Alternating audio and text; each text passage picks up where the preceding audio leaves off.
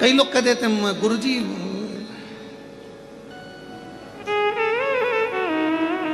हो सकता है बुरा लग जाए हमारी बात का, परंतु सत्य है तो सत्य है। कई लोग कह देते उनको देवी जी आ रही है, उनको वो देवता आ गया, तुम्हारे पास फुर्सत नहीं कथा में आने की, तो देवता फिर ही बैठे तेरे अंदर आने के।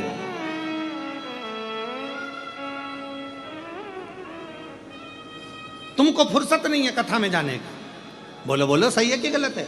तो भगवान एकदम फ्री बैठे हैं कि कोई मुझे बुलाएगा, शरीर के अंदर ये देवता आ गए, वो देवता आ गए, वो आ गया, वो आ गया, वो आ गया। अरे संसार सागर है। कई लोग कहते हैं उसने हमारा बुरा कर दिया, कोई कहता है उसने हमारा ऐसा कर दिया, उसने टोना कर दिया, उसने टोटका कर दिया, उसने ये कर दिया, उसने वो कर दिया। याद रखना, ललाट पर जो लिखा है उसे तो परमात्मा भी नहीं के ललाट पर लिखा है, काटा नहीं जा सकता, पर उसको धीरे धीरे मिटाया जा सकता है। एक लोटा जल चढ़ा चढ़ा कर, भगवान की भजन कर कर, मंत्र जाप कर कर। बोलो राम जी के साथ में कितने, भगवान राम जी के पास में कितने बड़े बड़े गुरु थे। भगवान राम जी के पास में, भगवान कृष्ण के पास में कितने बड़े बड़े गुरु थे। सारा त्रिकालदर्शी थे, सब कुछ जानते थे, सब कुछ बता सकते थे। पर राम जी के वनवास को क्या रोक सके?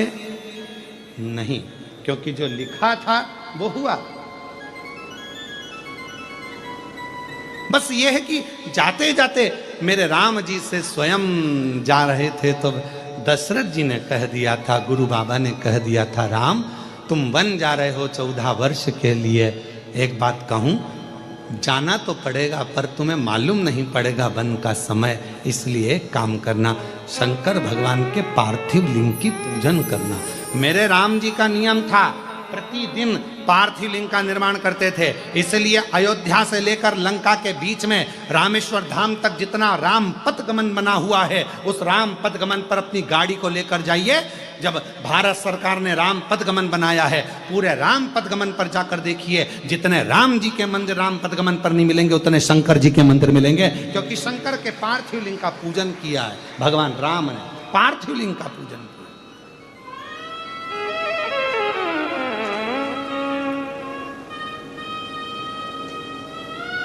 शिव आराधना का फल ही यही है,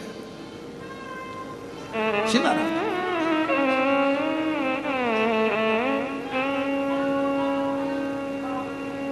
भगवान शंकर की आराधना का सुख है।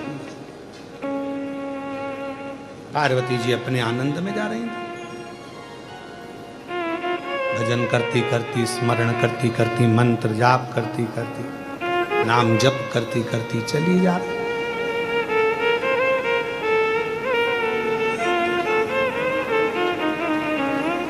समझाना बड़ा मुश्किल है। किसी की जिंदगी में एक दुख हो, थोड़े समय का वो दुख रहता है, फिर दूसरा आ जाता है, फिर तीसरा आ जाता है। जैसे आपका नेटवर्क अगर नहीं मिलता तो मोबाइल किस काम आता है? गेम खेलने। बोलो सही है कि गलत है? अगर नेटवर्क नहीं मिल रहा मोबाइल का तो फ्री टाइम में व्यक्ति क्या करता है मोबाइल पे? बोलो बोलो बोलो, गेम खेलते।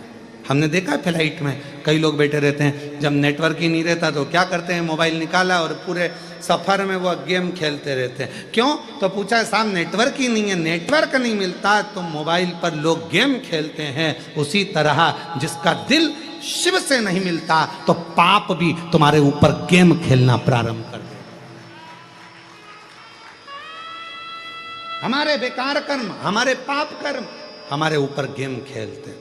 थोड़ी थोड़ी देर में, हर थोड़े दिन में थोड़ा ना थोड़ा दुख, थोड़ी ना थोड़ी तकलीफ, थोड़ा ना थोड़ा कष्ट आता रहता है। नई नई डिजाइन के दुख आते हैं, नई नई डिजाइन। इसलिए यहाँ ये नहीं कहा गया कि बाबा मेरा ये दुख काटो, बाबा सब मेरी जिंदगी के जितने दुख हैं, जितनी तकलीफ है, सब जो पीछे निकल रहे हैं, आने वाले हैं, जो जगत के जितने कष्ट हैं मेरे जीवन के, वो सब काट दे मेरे शंकर, मेरे कृष्णेश्वर नाथ, मेरे शंभू, मेरे भोलेनाथ, मेरे त्रिकालदर्शी, मेरे कैलाशी, वो सब। नेटवर्क नहीं मिल रहा तो मोबाइल पे लोग गेम खेलते हैं। उसी तरह अगर तुम्हारा दिल का नेटवर्क परमात्मा से नहीं मिल रहा तो वो तुम्हारे पाप भी तुम्हारे ऊपर गेम खेलते। और जब हमारा नेटवर्क ये दिल परमात्मा से मिल जाता है तो फिर कोई गेम नहीं खेला जाता, फिर पाप कर्म बेकार, पाप भी हमारे अच्छे होना प्रारंभ हो जाते हैं और हमारी जिंदगी श्रेष्ठ हो जाती है। बेप्रचिति, मैं तुझे समझा रही हूं, मां पार्वती जी ने कहा कि ये मेरे नाना के घर का भाग है, ये पितरों का भाग है, मैं इसको तुझे नहीं दूंगी।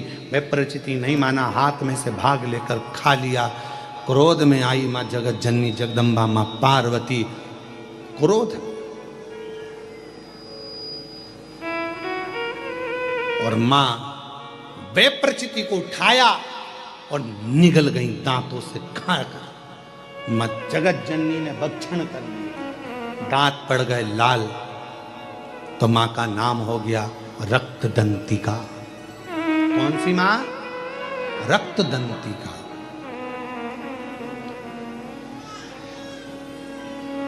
दुर्गा सप्तशती के 11वें अध्याय का ये वर्णन अपनी जिंदगी में याद रखना, उतार कर रखना कि जब व्यक्ति के जीवन में अगर उसे ऐसा लगता है, भय, उसे लग रहा है कि मेरे पितर मुझे परेशान कर रहे हैं, उसे लग रहा है कि मुझे ये कष्ट हो रहा है, मुझे लग रहा है कि ये तकलीफ आ रही है, तो माँ जगत जननी का रक्तदंती का नाम भी हमारे भय को दूर करता, हमारे कष्टों को दूर करता। बोल रक्तदंतिका माता की, ये भय से दूर करने वाला नाम, भय से मुक्त करने वाला नाम। समय जैसे कई तारकासुर ने मांगा वर, भगवान ब्रह्मा जी से वर मांगा था कि मेरी मृत्यु अगर हो, मेरे प्राण अगर जाएं तो भगवान शंकर के पुत्र के द्वारा जाएं। और भगवान शंकर के पुत्र षडानंद कार्तिकेय का जन्म हुआ, प्रकट हुए और उनको भेजा। कई बार भगवान इंतजार करता है कि तेरे दुख कटेंगे, थोड़ा समय का इंतजार कर। ऐसा नहीं कि दुख नहीं कटेंगे, कटेंगे, पर तू शंकर के मंदिर जाना प्रारंभ कर, तू शिव नाम लेना प्रारंभ कर, तू राम नाम लेना प्रारंभ कर, तू कृष्ण नाम लेना प्रारंभ कर, तू भगवत नाम लेना प्रारंभ कर।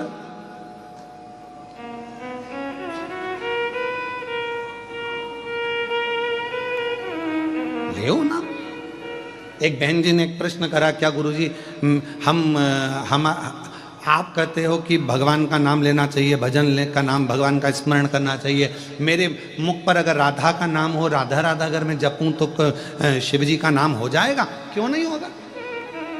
देवी भागवत को पढ़िए। देवी भागवत में भगवान शंकर पार्वती जी को वचन देते हैं। जिस समय पर पार्वती जी ने भगवान शंकर से कहा कि क्या आप, भगवान शंकर से पार्वती जी कहती हैं, प्रभु कृपा करिएगा, एक बार मुझे, पार्वती जी कहती हैं, मुझे पुरुष बनना है और आप मेरे लिए एक स्त्री बनो, मुझे भी देखना। शिवजी ने वचन दिया, ठीक है, द्वापर आएगा, तू चिंता क्यों करती है, तू चिंता क्यों करती है? हे पार्वती, जगत जननी दुर्गा भवानी, तुम कृष्ण बनोगी और मैं शंकर राधा बनूंगा, मैं शिव राधा बनूंगा। ये वचन है देवी भागवत का।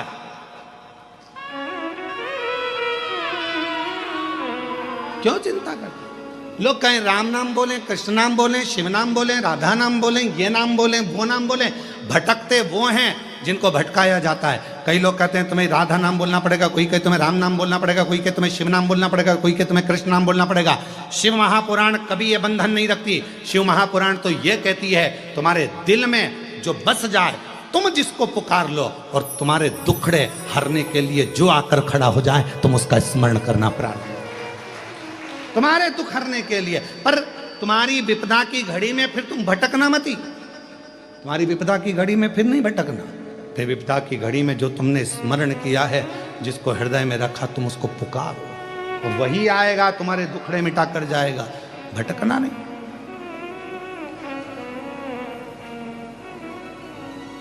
वो एक लाइन याद कर लो ना, तुझ में रब दिखता है यारा में, क्या करूं सब में शिव दिखता है यारा, मैं क्या करूं, हर एक में शंकर दिख रहा है।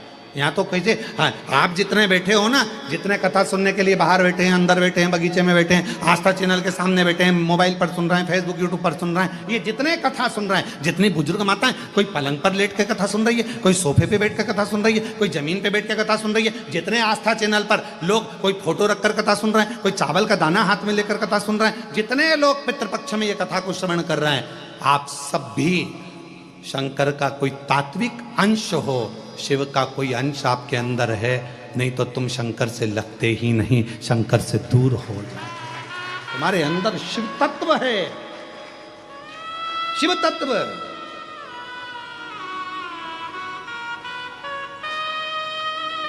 चुंबक देखिए तुम लोगों ने, अरे बोलो तो, चुंबक डोरी में बांध कर लोग उसको इधर उधर घुमाते हैं, उसमें पत्थर चिपकता है क्या? नहीं। लकड़ी चिपकती है क्या? नहीं। एल्युमिनियम चिपकता है? नहीं। पीतल चिपकता है? नहीं। सोना चिपकता है? नहीं। चांदी चिपकती है? नहीं। प्लास्टिक चिपकता है? नहीं। चुंबक में केवल लोहा ही चिपकेगा, उसी तरह शंकर से वही चिपकेगा जो शंकर का है, जो शिव का है वो शिव से चिपकेगा, शंकर से वही लग पाएगा। अब उसमें हम तो करते हैं प्रयास, ये इतनी भीड़ में हम क्या करते हैं, हमारा भी काम यही है, चुंबक लेकर आए हैं शिव महापुराण के, उसको घुमा घुमा के देखते हैं कितने चिपक गए, कितने चिपक, जो चिपक गए वो शंकर के हैं। और चुंबक में इतना बल होता है कि जो लोहा बहुत दिन तक चिपके रहता है, उसको अलग कर दो तो वो लोहा भी दूसरे को चिपकाना चालू कर देता है, भले वो चुंबक का नहीं है, फिर भी लोहा चिपकाता। बोलो सही है कि गलत है? वो लोहे में इतना बल आ जाता है, इसको हम चिपका के रखेंगे तो लोहे में इतना बल आ जाएगा कि वो लोहे को अलग करा जाए और उस लोहे को किसी दूसरे से चिपकाओ तो वो भी चिपक जाता है। और तुम वही चुंबक के लोहे हो, तुम वही चुंबक के लोहे हो। तुमने भी एक को नहीं, तुम जब से चिपके हो तुमने पूरे पूरे गांव को चिपका दिया, पूरे गांव, पूरे नगर को, पूरे शहर को। मैं उस ग्रुप को, अगर कोई एक दो सदस्य आए हों तो एक दो सदस्य यहाँ आ सकते हैं। ये ग्रुप पूरे छत्रपति संभाजी नगर में, चाहे बाढ़ आए, चाहे कोई भी कार्य हो, स्वच्छता का कार्य हो, मंदिर का कार्य हो, चाहे कृष्णेश्वर बाबा के मंदिर की सफाई का कार्य हो, ये कृष्णेश्वर, चाहे पूरे छत्रपति संभाजी नगर में कहीं गौशालाओं की सफाई हो, अन्य सफाई हो, ये पूरा ग्रुप श्री शिवाय नमस्तुभ्यम ग्रुप जिनने कब से बनाया है इस ग्रुप को, और पूरे ग्रुप लगातार कई वर्षों से ये सेवा करता आया है। एक बार जोरदार ताली बजाओ इस ग्रुप के लिए। ये शिव के नाम का ग्रुप है, भगवान शंकर का श्री शिवाय नमस्तुभ्यम ग्रुप एक ऐसा ग्रुप है, और ऐसा ही एक ग्रुप देवीदास जी ने मालेगांव में बनाकर रखा है, पाटिल जी ने, जिसमें शिव भक्तों को जोड़कर, जहां पर शिव महापुराण की कथा होती वहां उनके भक्त आते हैं, सेवा करते हैं, भोजन सेवा संभालते हैं, भोजन भंडारा संभालते हैं, अपना कार्य करते हैं। ये ग्रुप जोड़ा, चुंबक ने जोड़ा और उसका फल मिलता, एक पत्र है। अच्छा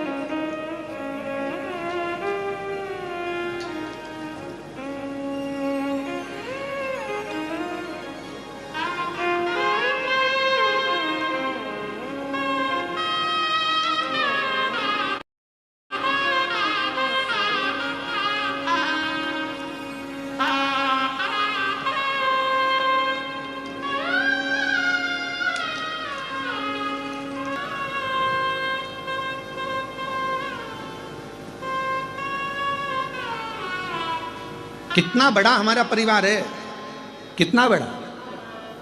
आज के लड़के कहते हैं, आज के ज़माने की लड़के कहते हैं, आज के ज़माने के बेटा कहते हैं, आज के ज़माने की बेटियां कहती हैं, हम क्यों बुजुर्गों को माने। अरे भाई मत मानो, पर समझो तो सही, तुम और तुम्हें जन्म देने वाला, एक लड़के को जन्म देने वाले माता और पिता कितने लोग हैं? 2 लोग, माता और पिता। अब तुम्हारे माँ बाप को जन्म देने वाले कहां से हो गए? 2। तुम्हारे माँ बाप को जन्म देने वाले हो गए 4, 2 उधर के 2 उधर के, एक के द्वारा ही पैदा हो गए क्या? बोलो बोलो सही है कि गलत है? जम के बोलो। उधर जैसे पत्नी है तो इसके माँ बाप तभी तो पत्नी हुई है। फिर पति, इसके माँ बाप, तो 2 के कितने हो गए? 4। अब उनके दादाजी के निकालो तो दादा के कितने?